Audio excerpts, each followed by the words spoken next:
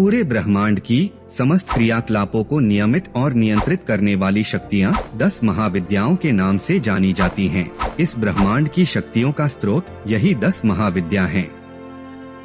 धार्मिक मान्यताओं के अनुसार देवों के देव महादेव भी शक्ति के बिना शव के समान हो जाते हैं। प्राचीन काल से हिंदू धर्म 3 मुख्य संप्रदायों में बटा रहा है। श्री विष्णु के उपासक वैष्णव संप्रदाय है, शिव के उपासक शैव संप्रदाय है और शक्ति के उपासक शाक्त संप्रदाय है। शैव संप्रदाय जहां सृष्टि की सर्वोच्च शक्ति पुरुष को मानते हैं, शाक्तों की दृष्टि में सृष्टि की सर्वोच्च शक्ति स्त्री शक्ति है। देवी को ईश्वर के रूप में पूजने वाला शाक्त संप्रदाय दुनिया का संभवत एकमात्र संप्रदाय है जहां इस ब्रह्मांड के उद्गम पुरुष नहीं सर्वशक्तिमान देवी यानी कि स्त्री को मानता है। देवी की इन 10 महाविद्याओं को पूजने वाला शाक्त संप्रदाय बड़े धूमधाम से इन देवियों की पूजा करता है। जिन लोगों को इन देवियों के बारे में पता नहीं है, वह इन देवियों के चित्रण को देखकर या तो डर जाते हैं या फिर इन देवियों की निंदा करने में लग जाते हैं। इसका कारण यह हो सकता है कि एक देवी ने अपने ही सिर को काटकर अपने ही हाथ में लिया हुआ है और दूसरी देवी कामदेव और रति के ऊपर खड़ी है और वहीं एक देवी नग्न अवस्था में मानव मुंडमाला धारण किए हुए भगवान शिव के ऊपर खड़ी है और उनके पीछे श्मशान की चिताएं जल रही हैं। इन्हीं में एक दूसरी देवी ने तो बिल्कुल विधवाओं का वेश धारण किया हुआ है।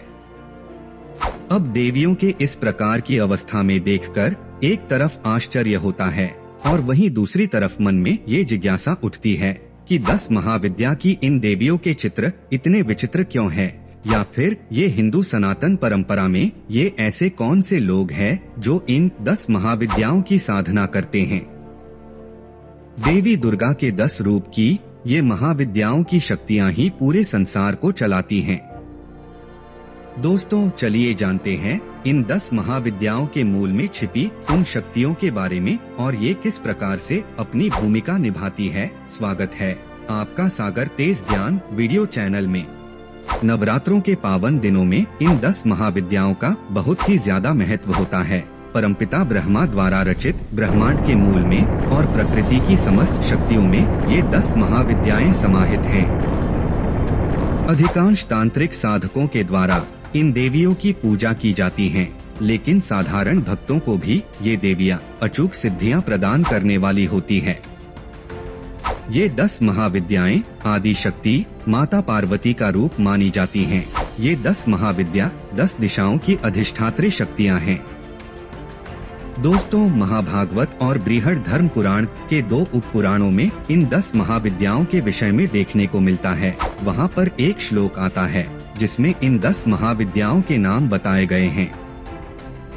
काली तारा महाविद्या षोडशी भुवनेश्वरी, भैरवी छिन्नमस्तिका च विद्या धूमावती तथा बगला सिद्ध विद्या च मातंगी कमलात्मिका, एतादश महाविद्याः सिद्ध विद्याः प्रकीर्तिताः।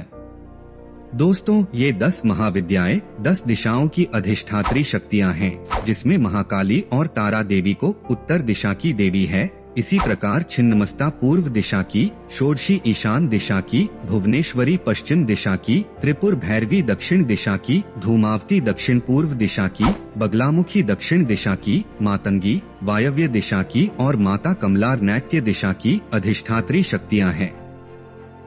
दोस्तों, इनमें से कुछ देवियों के नाम आपने पहले सुने होंगे और कुछ नाम के बारे में आपको पता नहीं होगा। हम एक एक करके इन देवियों के बारे में जानेंगे और समझेंगे कि इनका रूप किस प्रकार से चित्रित किया गया है। ये 10 महाविद्या शक्ति के अपरंपार स्वरूप है। असल में एक ही आदि शक्ति के 10 स्वरूप है। ब्रह्मांड की सारी शक्तियों की स्रोत यही 10 महाविद्या हैं। शक्ति के बिना देवों के देव शिव भी शव के समान हो जाते हैं और वही भगवान विष्णु की शक्ति भी इन्हीं में निहित है। कहने का मतलब हुआ कि श्री विष्णु और भगवान शिव की शक्तियाँ इस महाविद्या की शक्ति के बिना अधूरी है। शिव की पूजा शक्ति के बिना अधूरी मानी जाती है। दोस्तों, इन 10 देवियों का संबंध भगवान शिव और भगवान श्री विष्णु के 10 अवतारों से हैं और इन 10 महाविद्या का स्रोत माँ दुर्गा है। ये 10 महाविद्याओं की शक्तियाँ ही पूरे संसार को चलाती हैं। तो चलिए जान लेते हैं आखिर क्या है इन शक्तियों का रहस्य। माँ दुर्गा के इन 10 महाविद्या स्वरूपों में महाकाली का प्रथम स्वरूप माना जाता है, जिसमें उन्हें सदैव कृष्ण वर्ण में दिखाया जाता है। देवी माँ काली सभी 10 महाविद्याओं में प्रमुख स्थान रखती हैं। देवी काली प्रकृति की परम अभिव्यक्ति हैं, विनाशकारी और परोपकारी दोनों हैं, जिनकी उत्पत्ति असुरों और दानवों के संहार के लिए हुई थी। माँ काली नरमुंड की माला पहनती हैं। एक हाथ में खड्ग, दूसरे हाथ में त्रिशूल और तीसरे हाथ में कटे हुए सिर को लेकर भक्तों के समक्ष प्रकट होने वाली माँ काली को नमस्कार है। महिषासुर मर्दिनी और रक्तबीज का वध करने वाली भगवान शिव का चामुंडा स्वरूप है, इसलिए भगवान शिव के महाकालेश्वर अवतार की शक्ति महाविद्या माँ काली मानी जाती है।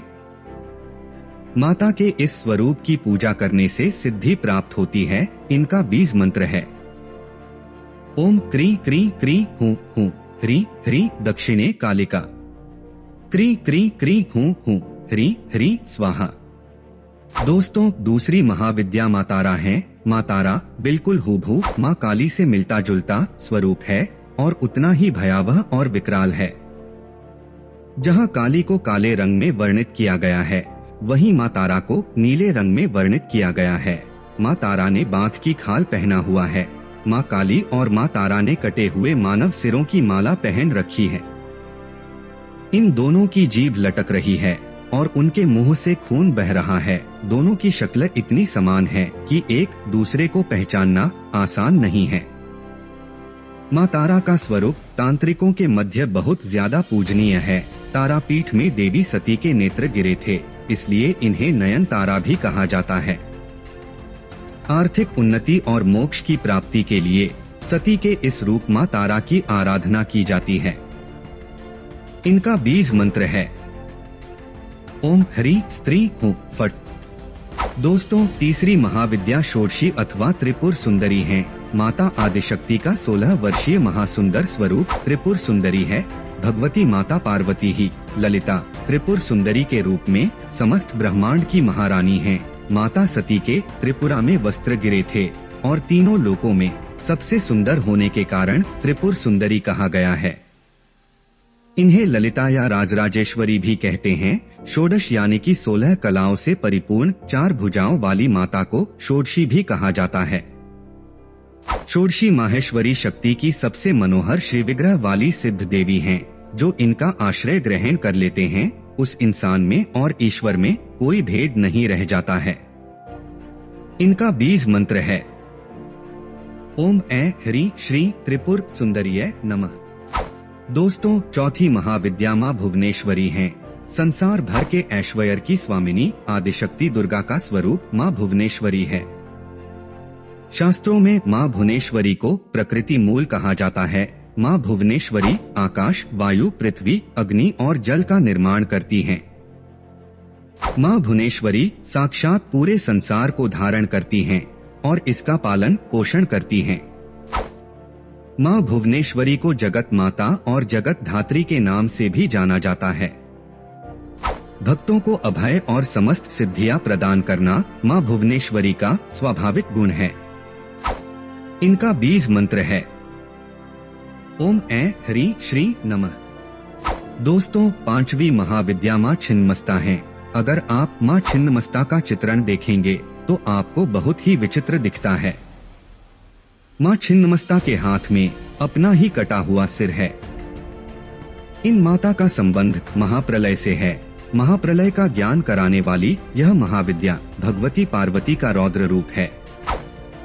माँ छिन्नमस्ता के एक हाथ में खड्ग और दूसरे हाथ में मस्तक धारण किए हुए हैं। अपने कटे हुए स्कंध यानी कि गर्दन से रक्त की जो धाराएं निकल रही हैं, जिसे माँ छिन्नमस्ता स्वयं के मुख में पीती हुई दिख रही हैं। अन्य 2 धाराओं से जया और विजया नाम की 2 सहेलियों की भूख को तृप्त कर रही हैं। माँ छिन्नमस्ता महाविद्याओं में सकल चिंताओं का अंत करती है और मन में चिंतित हर कामना को पूर्ण करती हैं, इसलिए उन्हें चिंतपूर्णी भी कहा जाता है। इनका बीज मंत्र है श्री हरि क्ली ऐ वज्र वैरोचनीय हूँ फट स्वाहा। दोस्तों, छठी महाविद्या माँ त्रिपुर भैरवी हैं। त्रिपुर भैरवी 10 महाविद्या में महाकाली का स्वरूप मानी जाती है। जहाँ त्रिपुर सुंदरी हमें इस संसार की माया से ज्ञान की तरफ ले जाती हैं, और वही माँ त्रिपुर भैरवी को संहारक शक्ति माना गया है। माँ त्रिपुर भैरवी को कुंडलिनी शक्ति की अधिष्ठात्री देवी कहा गया है, जिनकी साधना कल्पवृक्ष के समान शीघ्र फलदायी मानी गई है।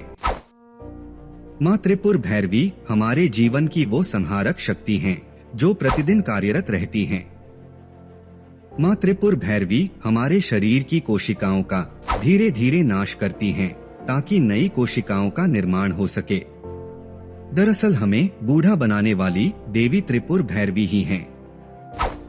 माँ त्रिपुर भैरवी की साधना से रोग मुक्ति, शत्रु नष्ट, तंत्र बाधा, भय, वाद विवाद, धन हानि, कार्य सिद्धि तंत्र ज्ञान के लिए किया जाता है। इनका बीज मंत्र है ओम हरि भैरवी कलौ हरि स्वाहा। दोस्तों, 7वीं महाविद्या माँ धूमावती हैं। 10 महाविद्या में धूमावती, जो भगवान शिव की विधवा, कुरूप तथा अपवित्र देवी है। कथा के अनुसार एक दिन महादेव कैलाश में बैठे थे। माता पार्वती ने भगवान शिव से कहा कि उन्हें बहुत भूख लगी है और उनसे कुछ खाने के लिए अनुरोध किया। शिव ने उन्हें कुछ देर प्रतीक्षा करने को कहा और ऐसा कहकर वे ध्यान में चले गए। माता पार्वती ने एक बार फिर शिव से पूछा, हे जगत पिता, कृपया मुझे कुछ भोजन दीजिए, मैं अब और प्रतीक्षा नहीं कर सकती। जब शिव ने उन्हें दूसरी और तीसरी बार प्रतीक्षा करने को कहा, पार्वती इतनी भूखी थीं कि वे आक्रामक हो गईं। उन्होंने अपनी भूख को शांत करने के लिए शिव को खा लिया। तुरंत माता पार्वती के शरीर से धुआं निकलने लगा। उनके शरीर के अंदर मौजूद शिव ने अपनी तीसरी आंख खोली और उन्होंने पार्वती से कहा, मेरे बिना ब्रह्मांड में कोई पुरुष नहीं है, केवल प्रकृति है, केवल आप ही मौजूद हैं। इस कारण से यह देवी का विधवा रूप है, जिसे धूमावती के रूप में जाना जाता है। धूमा का अर्थ है धुआं और उन्हें बिना किसी आभूषण के और विधवा परिधान में दर्शाया गया है। माँ धूमावती का स्वरूप अत्यंत ही क्रोधित होने के कारण अपने शत्रु के लिए सदा भूखी रहती है। इनकी साधना करने से सभी प्रकार के शत्रु जड़ से समाप्त हो जाते हैं, अर्थात बर्बाद हो जाते हैं और इस लायक नहीं रहते कि कभी आपके सामने उपस्थित हो। ग्रंथों के अनुसार धूमावती देवी उग्रतारा ही हैं, जो धूम्रा होने से धूमावती कही जाती हैं। ऋग्वेद के रात्रि सूक्त में धूमावती को सुत्रा कहा गया है। सुत्रा का अर्थ सुखपूर्वक तारने योग्य है।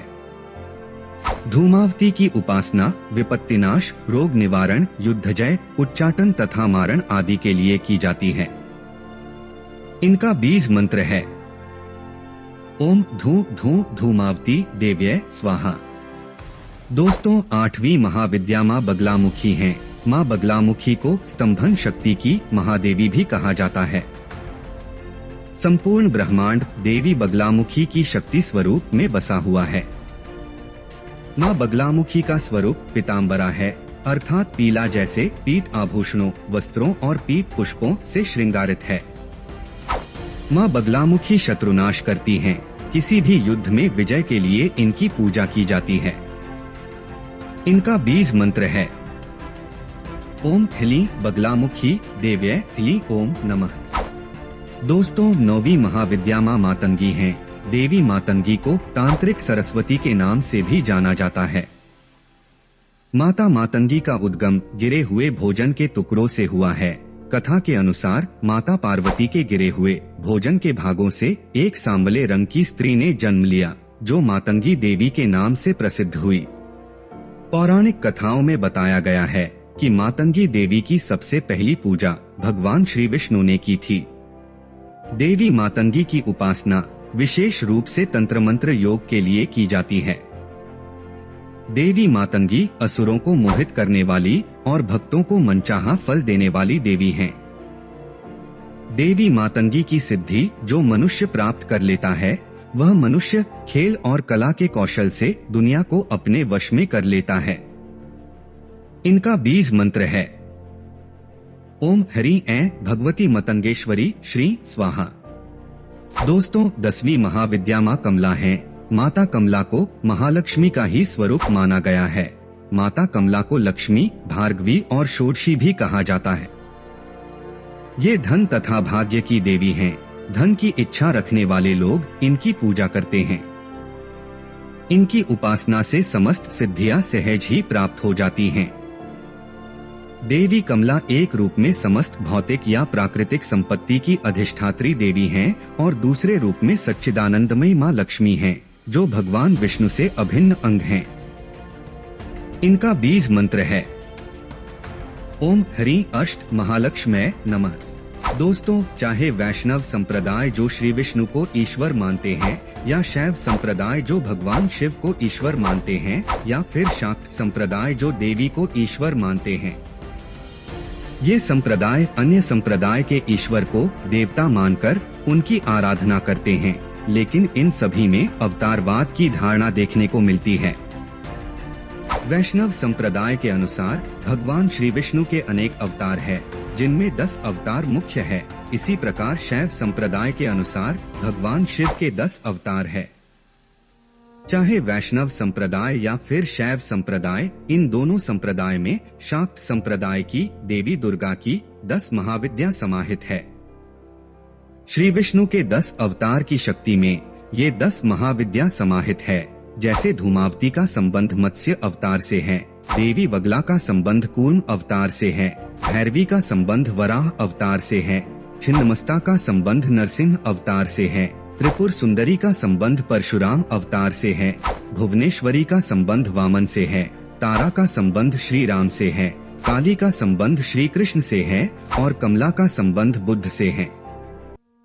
इसी प्रकार शैव संप्रदाय में भगवान शिव के 10 अवतार की शक्ति ये 10 महाविद्या समाहित है। भगवान शिव बिना शक्ति के शव हैं। भगवान शिव की मूल शक्ति देवी दुर्गा की 10 महाविद्या है, जिनका वर्णन पुराणों में मिलता है। जैसे महाकालेश्वर अवतार की शक्ति महाविद्या महाकाली मानी जाती हैं, तारकेश्वर अवतार की शक्ति देवी तारा मानी जाती हैं, भुवनेश्वर अवतार की शक्ति देवी भुवनेश्वरी है, षोडेश्वर रुद्रावतार की शक्ति षोडशी श्रीविद्या को माना जाता है, भैरवनाथ अवतार की शक्ति देवी भैरवी मानी गई है, दमोदेश्वर रुद्रावतार की शक्ति देवी छिन्नमस्ता मानी जाती हैं, धूमेश्वर अवतार की शक्ति देवी धूमावती माना गया है, बगलेश्वर रुद्रावतार की शक्ति देवी बगलामुखी माना जाता है, मतंगेश्वर अवतार की शक्ति देवी मातंगी माना जाता है, कमलेश्वर अवतार की शक्ति देवी कमला माना जाता है। शाक्त संप्रदाय में देवी दुर्गा की 10 महाविद्या का संबंध कल्कि अवतार से है, जिसका आगमन अपेक्षित है। दोस्तों, इन 10 महाविद्या के बारे में कुछ भी कहना सूर्य को दीपक दिखाने के समान है। इस संपूर्ण ब्रह्मांड की मूल शक्ति ये 10 महाविद्या है। मनुष्य जन्म से लेकर मृत्यु तक अनेक तरह की उलझनों में उलझा रहता है। कभी परिवार की दिक्कतें, तो कभी गृहस्थ का सुख, कभी मान सम्मान और कभी धन संपदा। न जाने कितनी अभिलाषाएं हैं, न जाने कितनी आकांक्षाएं हैं, जो जीवन भर आदमी का पीछा करती हैं।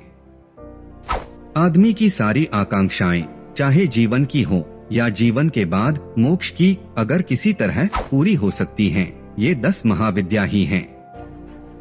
प्रकृति की सभी शक्तियों में ये महाविद्या समाहित है। कहने का मतलब है कि इस संपूर्ण ब्रह्मांड के मूल में ये 10 महाविद्या समाहित है। ये 10 महाविद्याएं आदि शक्ति माता पार्वती के रूप माने जाते हैं। हिंदू धर्म ग्रंथों में कथाओं के माध्यम से समझाया गया है। इन महाविद्याओं की कुछ पौराणिक कथाएं हैं, जिसमें से एक कथा के अनुसार भगवान शिव से संवाद के दौरान माता सती अत्यंत क्रुद्ध हो गईं। क्रोध से माता का शरीर काला पड़ने लगा। यह देखकर भगवान शिव ने विवाद टालने के लिए वहां से उठकर जाने लगे, तो भगवान शिव ने अपने सामने दिव्य दैवीय रूप को देखते हैं। भगवान शिव फिर दूसरी दिशा की ओर बढ़ते हैं, तो दिव्य दैवीय रूप अन्य जगह पर नजर आता है। भगवान शिव जब बारी बारी से सभी 10 दिशाओं में बढ़ते हैं तो अलग अलग जगह पर दिव्य दैवीय रूप देखकर स्तंभित हो जाते हैं। तभी उन्हें सती का स्मरण आया। तब भगवान शिव को लगा कि कहीं यह देवी सती की माया तो नहीं। उन्होंने देवी दुर्गा से इसका रहस्य पूछा तो उन्होंने बताया कि आपके समक्ष कृष्ण वर्ण में जो स्थित हैं, वह सिद्धिदात्री काली हैं। ऊपर नीलवर्णा सिद्धिविद्या तारा, पश्चिम में कटे सिर को उठाए मोक्ष देने वाली श्याम वर्णा छिन्नमस्ता, बाईं तरफ भोगदात्री भुवनेश्वरी, पीछे ब्रह्मास्त्र एवं स्तंभन विद्या के साथ शत्रु का मर्दन करने वाली बगला, अग्निकोण में विधवा रूपिणी स्तंभवन विद्या वाली धूमावती, नैऋत्य कोण में सिद्धि विद्या एवं भोगदात्री दायिनी भुवनेश्वरी, वायव्य कोण में मोहिनी विद्या वाली मातंगी, ईशान कोण में सिद्धि विद्या एवं मोक्षदात्री षोडशी और सामने सिद्धि विद्या और मंगलदात्री भैरवी रूपा में स्वयं उपस्थित हूँ। उन्होंने कहा कि इन सभी की पूजा अर्चना करने में चतुर्वर्ग अर्थात धर्म, भोग, मोक्ष और अर्थ की प्राप्ति होती है।